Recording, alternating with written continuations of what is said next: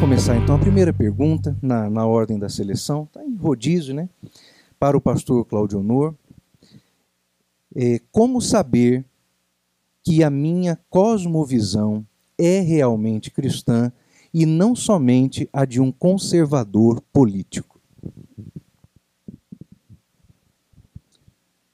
A nossa visão é realmente cristã, ou a nossa cosmovisão é realmente cristã, quando numa dificuldade conseguimos ver não propriamente a cidade sitiada, mas os carros e os cavalos do Senhor cercando a cidade. A minha cosmovisão é realmente cristã quando eu não me abato pensando no dia de amanhã. A minha cosmovisão é realmente cristã quando eu descanso em Deus e sei que Ele está tomando conta de todas as coisas.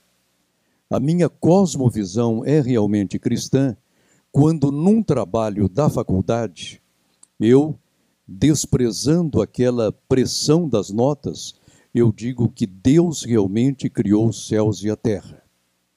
A minha cosmovisão é realmente cristã quando eu deixo para lá um doutorado e fico com os pressupostos da Bíblia Sagrada. Pastor Tiago, como sei se sou ou não um erudito cristão? Essa pergunta leva-nos a resumir mentalmente tudo que foi aprendido nessa conferência, né?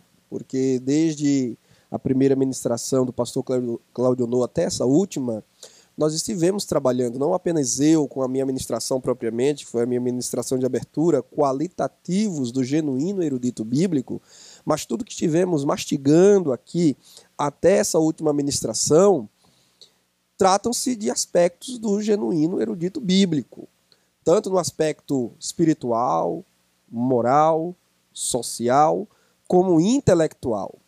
É que a gente vem a essa conferência, talvez, carregando ainda aquele entendimento comum secular de que o erudito é o acadêmico de ponta, é um autor best-seller, é o conferencista que viaja o mundo. Se for só o Brasil, não é erudito, tem que viajar o mundo, né? Tem que ser internacional para realmente merecer esse título. Bem, nós não estamos preocupados com o título, mas aí você vai ter que resgatar. E, inclusive, a sugestão que eu deixo para os irmãos e irmãs é que, em casa, leiam, mastigando detidamente todo esse caderno que vocês receberam, conferindo as referências bíblicas, inclusive, conferindo as referências bibliográficas que também aí estão disponíveis para vocês, especialmente no texto do pastor Altair, para que vocês possam, então,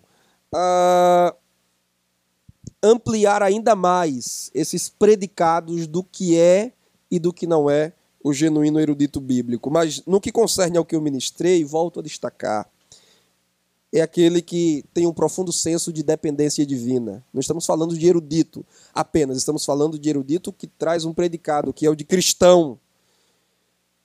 Ele tem língua instruída, isso não pode ser dissociado, né? Da erudição bíblica. O erudito que não comunica, que não partilha, que não reparte, a exemplo de Paulo, que aprendeu do Senhor, a exemplo de Jesus, no texto que nós lemos aqui, que falava tudo que o Pai lhe havia ordenado.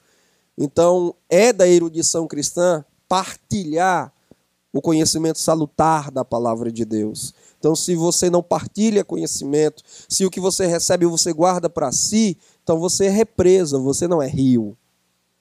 Deus não abençoa represas que só retêm águas. Deus abençoa rios que levam águas e que fazem reverdecer campos e que fazem florescer plantas, árvores frutíferas e que levam água para descedentar o homem do campo, para descedentar os animais. O verdadeiro erudito, ele é um servo. E eu gostaria muito de tudo, pelo menos o que eu falei, o que eu ministrei nas minhas 3 ministrações, se eu tiver a certeza que vocês sairão daqui tendo entendido isso, o erudito como um servo de Deus e para outras pessoas, eu já me darei por satisfeito e já entenderei que fui útil demais na minha proposta. Mas, para terminar, Eu quero apenas fazer menção do que escrevi na página 39, até pedir os irmãos para observarem aí uma correção que eu aproveito para fazer em uma referência bíblica que coloquei no tópico é servo dos cansados. Eu coloquei aí a primeira referência, Provérbios 12, 29, mas não tem esse versículo, creio que os irmãos que já leram perceberam isso. É Provérbios 12, 23. Provérbios 12, 23. Onde a parte A desse versículo serve para arrefecer qualquer calor de soberba que eventualmente tenha pairado sobre nossas cabeças aqui na tentativa de levar-nos ao orgulho pelo que somos ou pelo que fazemos ou pretendemos fazer. Provérbios 12, 23. O homem prudente não alardeia o seu conhecimento. Então é uma linha muito tênue que o erudito ele deve discernir. Porque veja o que eu acabei de dizer, ele partilha conhecimento, mas agora a Bíblia diz, ele não alardeia conhecimento.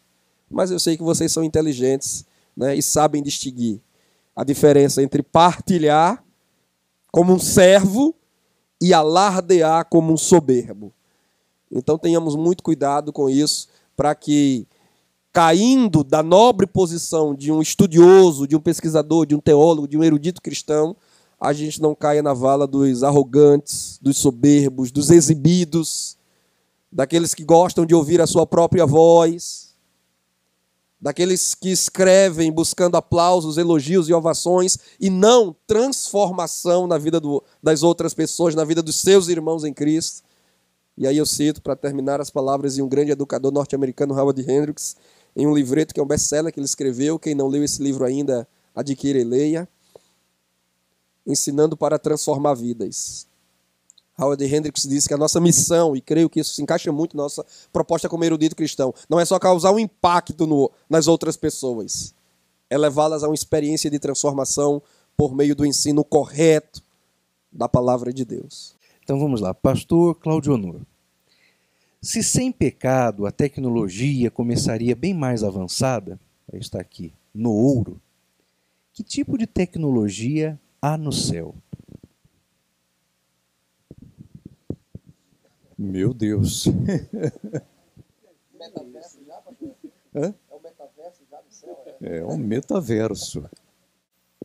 Eu não tenho dúvida de que tudo quanto Deus fez, fê-lo com perfeição infinita. Quanto aos céus, nós temos tecnologia ali, sim. Às vezes imaginamos o céu como algo irreal, fumacento, cheio de incensos, aquele lugar onde todos ficam pairando, ou seja, um não lugar. O céu é um lugar e a sua tecnologia é real. Tanto é que a Nova Jerusalém é descrita com materiais parecidos com o nosso, só que infinitamente perfeitos. Nós temos lá um ouro transparente como de cristal. Como que é isso? É ouro realmente, só que um ouro muito melhor, refinado, transparente. É algo realmente maravilhoso. Quando estivermos lá, na Jerusalém Celeste, que será superior aos céus, entendamos isso, o céu já é belo. A Nova Jerusalém, mais bela do que o próprio céu, não foi inaugurada ainda. Não foi inaugurada ainda. Quando estivermos lá, ficaremos maravilhados com tudo quanto o Senhor nos mostrará. O céu é real. Sobre aqueles cavalos de fogo, aquela carruagem que veio buscar o profeta Elias, é real? É. Eu vejo algumas pessoas dizerem, não é real, não é real. Não, é real sim, irmãos. Os céus são um lugar. O Senhor Jesus, como disse o nosso irmão Tiago ontem, continua humano, mas verdadeiro homem e verdadeiro Deus, com toda a autoridade no âmbito da Santíssima Trindade e com toda a autoridade no âmbito humano e angélico. Entendamos isso. Irmãos, eu não saberia como descrever os céus e a sua tecnologia, mas eu tenho certeza que é superior à física clássica, à física quântica, tudo isso. A física clássica vai do Sol ao átomo, e a física quântica do átomo ao quark, e Deus domina tudo. Deus é maravilhoso. Deus é maravilhoso. Quando estivermos lá, olha, nós ficaremos só para estudar o ser de Deus. Nós ficaremos 10 milhões de anos. Aí concluiremos que não teremos explorado o suficiente o ser de Deus, nem 1/1000 daquilo que é. É maravilhoso, não é? Passar todo esse tempo estudando teologia, quanto mais tempo, mais erudição. É por isso que devemos nos preparar aos céus. E terminando, nós temos naquele conselho de Comênios, Didática Magna. Já leram? Leiam, é um excelente livro. Ele diz que nós devemos educar os nossos filhos de tal forma para que saibam se comportar no céu. Eu achei interessante isso. Mas eu digo diferente, se não os educarmos devidamente, não chegam lá não. Deus abençoe. Pastor Altair Germano, para iniciar uma biblioteca, quais as aquisições iniciais obrigatórias? O pastor Claudionor vai me ajudar com a resposta. Mas iniciais obrigatórias, um bom dicionário bíblico, um bom dicionário exegético, hebraico-grego, hebraico-português, grego-português, nesse sentido. Um dicionário da língua portuguesa, uma gramática introdutória do hebraico e do grego, uma gramática da língua portuguesa, é uma biblioteca básica, né? Depois eu vou escrever isso lá nas redes sociais. Um atlas bíblico, dependendo do bolso, um bom comentário bíblico.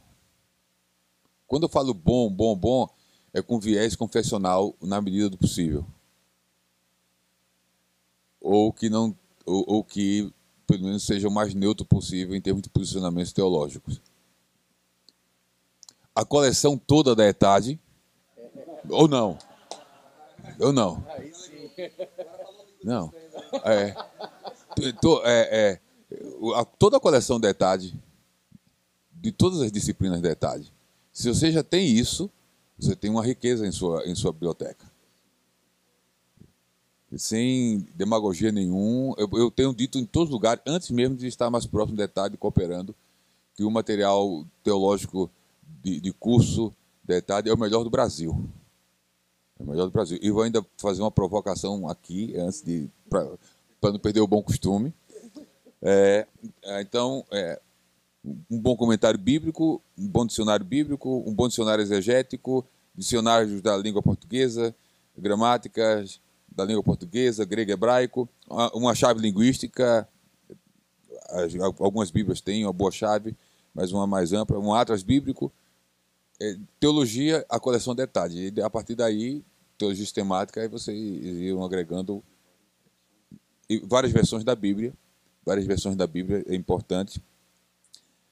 A Declaração de Fé das Assembleias do Brasil, um exemplar. Isso é o básico. Pastor Altair, obrigado por ensinar o drama de uma tradução bíblica. como o crente comum, fora da esfera erudita, pode saber estar lendo de fato a palavra de Deus?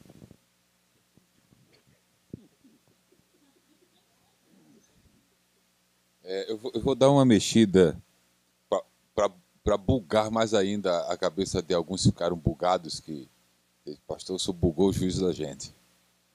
Eu vou tentar responder com muito temor, mas vou mexer ainda com as nossas questões acadêmicas e teológicas. Eu acho que precisamos aprender muito do Espírito com isso, em torno dessa pergunta, para as questões que nós falamos e discutimos aqui, que são muito sérias, são pertinentes e são importantes. Eu acho que a principal ferramenta e o principal instrumento em torno dessa pergunta é o testemunho do Espírito na vida do não acadêmico, do indouto, do não teológico, do crente comum. Crente comum, né? Esse termo é interessante. Eu me converti lendo a Bíblia.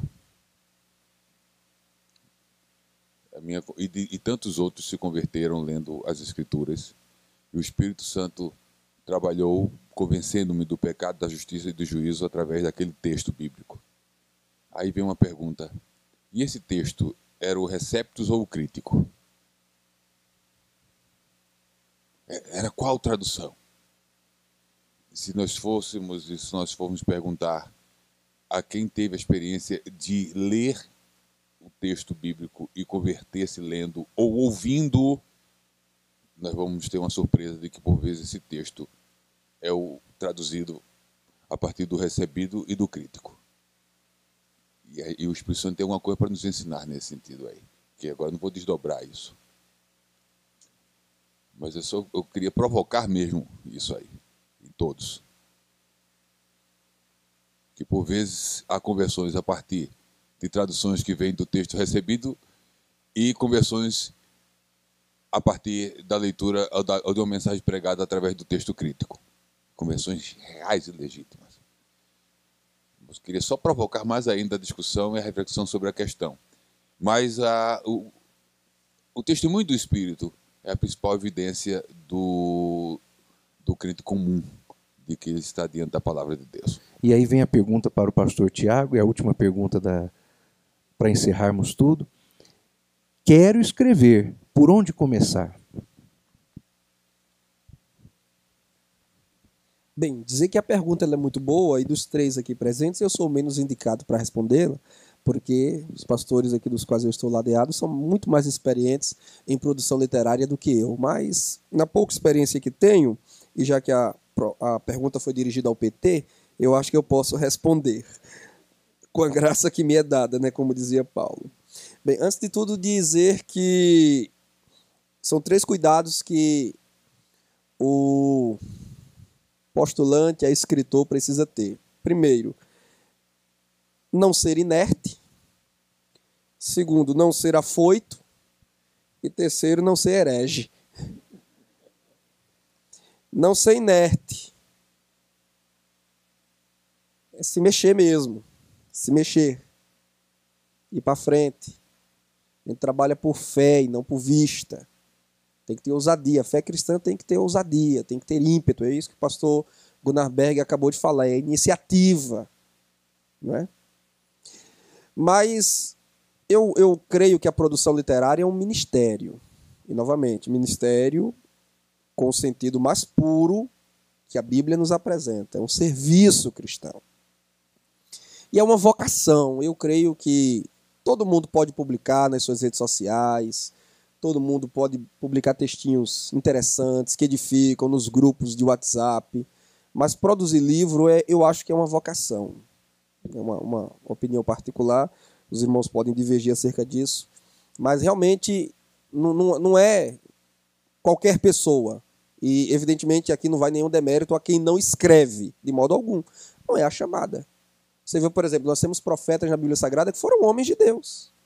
mas que não deixaram escritos. Por exemplo, não saberíamos de Eliseu se não fossem outros terem escrito acerca dele, mas da lavra dele, o que temos? Dos 12 apóstolos de Cristo, quantos são autores de evangelhos ou de livros do Novo Testamento? Dos 12. Paulo, já disse para vocês, não era do grupo dos 12. E é curioso, porque não sendo do grupo dos 12, é o autor do maior número de livros. Embora Paulo, em termos de volume de escrito, ainda fica atrás de Lucas.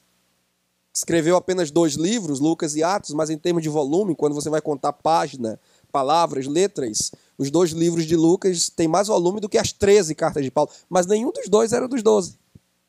Dos 12, quantos escreveram livros que entraram para o cânon sagrado? Podem até ter escrito outros materiais, mas a gente não sabe. E se amanhã ou depois se descobrir, é difícil de provar que foi um apóstolo que escreveu, embora tenha lá o nome dele. Foram 3, né, pastor? Se eu não estou enganado, Mateus, João e Pedro.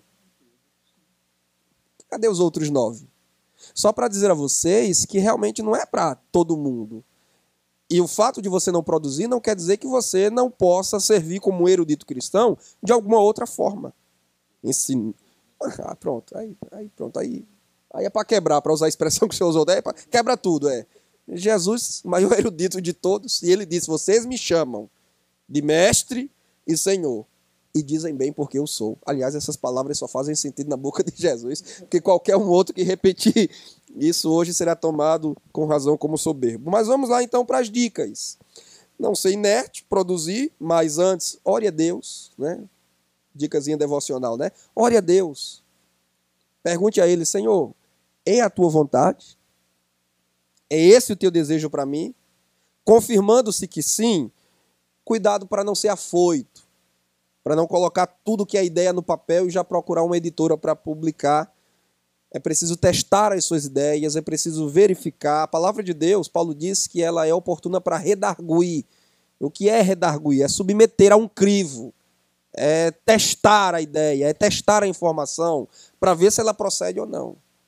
Porque o erro de muitos debutantes na área da produção literária é ler 1 ou 2 livros de um gigante da teologia, já consagrado, e às vezes por tomar a informação desse gigante como gigante, ele acha que pode reproduzir em um livro para distribuir na sua igreja, no Brasil, e aí vai se quebrar.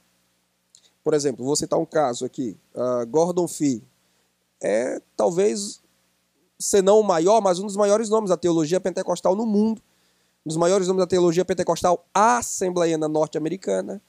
Mas quem aqui tem alguma afinidade com os escritos do Fee sabe que ele, há muito tempo, já renunciou a algo que nos é muito crucial ainda aqui no pentecostalismo brasileiro, que é a crença no batismo do Espírito Santo, distinto da regeneração, com a evidência das línguas. O Gordon Fee tem escritos discordando veementemente disso. Então, se você vai beber na fonte do Gordon Fee para trazer isso e reproduzir isso de forma foita, apenas para dizer que o seu livro tem lá a referenciação ao Gordon Fee, ou quem sabe você pegou até um prefácio dele, mas aí você vai estar em maus bocados aqui em território brasileiro com os nossos irmãos. Então, não ser afoito. E, claro, não ser herege, né? Cuidado para não sair por aí dizendo que a água que Jesus prometeu dar à mulher samaritana era o sêmen dele. Um absurdo que eu não sei se eu chamo de heresia, de imoralidade, de safadeza, não sei. Jesus estava paquerando com ela. Não estou falando coisa irreal, não. Estou falando coisa que já foi dita por aí e gente influente no Brasil. Esse é o tipo do pastor que a grande mídia nacional gosta de chamar representando os evangélicos. Mas, na verdade, como bem disse Jesus acerca de uma igreja que eu não lembro qual, lá na Ásia Menor, se passa por judeu, mas é sinagoga de Satanás. Mas, bem, estou fazendo uma outra aula aqui, não deveria. 5 pontinhos, só para citar, para quem quer escrever, 5 tópicos. Me dê aí meia hora para a brincadeira. Quero escrever por onde começar. Primeiro, leitura. Nenhum bom escritor será ou é bom escritor sem uma bagagem de leitura. Goste de ler.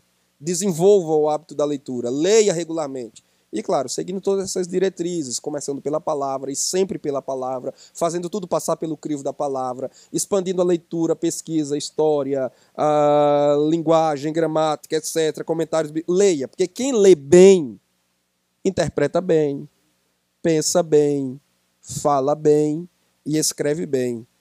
Isso que o pastor Gunnar disse aqui de irmãos que às vezes têm a intenção de escrever e trazem um material com uma produção muito sofrível, quando você vai conversar um pouquinho, é falta de bagagem de leitura, né? Porque quem tem uma boa experiência de leitura vai aprendendo lá, né? Quando o porquê é junto, quando o porquê é separado, quando é junto com acento, quando é separado com acento. É a leitura, é a gramática e a leitura, não tem por onde.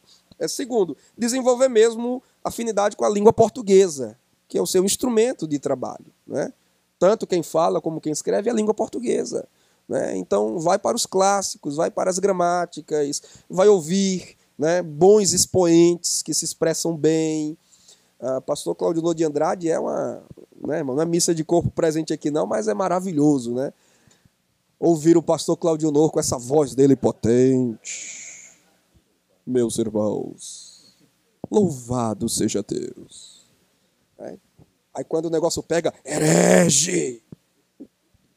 Terceiro, uma dicasinha do Max Lucado.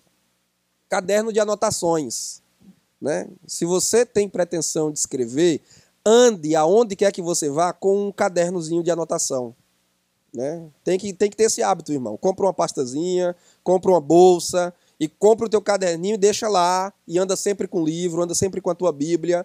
E onde tu estiver, na padaria, tomando um cafezinho, em algum aeroporto, viajando, esperando o trem, as ideias vão vindo, porque o escritor é assim, o vocacionado é assim. Onde ele está, as ideias vão vindo. Ele está lá mastigando um texto, está lá lendo um livro, e o livro bom te leva para a Bíblia, e a Bíblia te leva para o livro bom, e aí você quer fazer suas próprias anotações, observações, está lá o caderninho, né?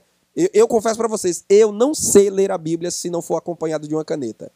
E eu tenho que confessar esse pecado, pastor. Se eu estiver em qualquer lugar e tiver perdido a caneta ou não tiver levado, eu estando com a Bíblia, eu não leio. Eu não leio. Sei que devo ler, mas não leio. Porque eu não sei ler se não for sublinhando, anotando, escrevendo, enfim. Eu acho que é coisa de escritor mesmo. Quarto, arquivo em computador. Você vai escrevendo no bloquinho as ideias ali da forma como elas vão aparecendo, né? Tempestade de ideias, você vai escrevendo. Mas no computador você vai dando forma. Você vai organizando. Lá no Word mesmo, tá? Vai juntando lá, agrupando por ideias, por tópico, por temas, né?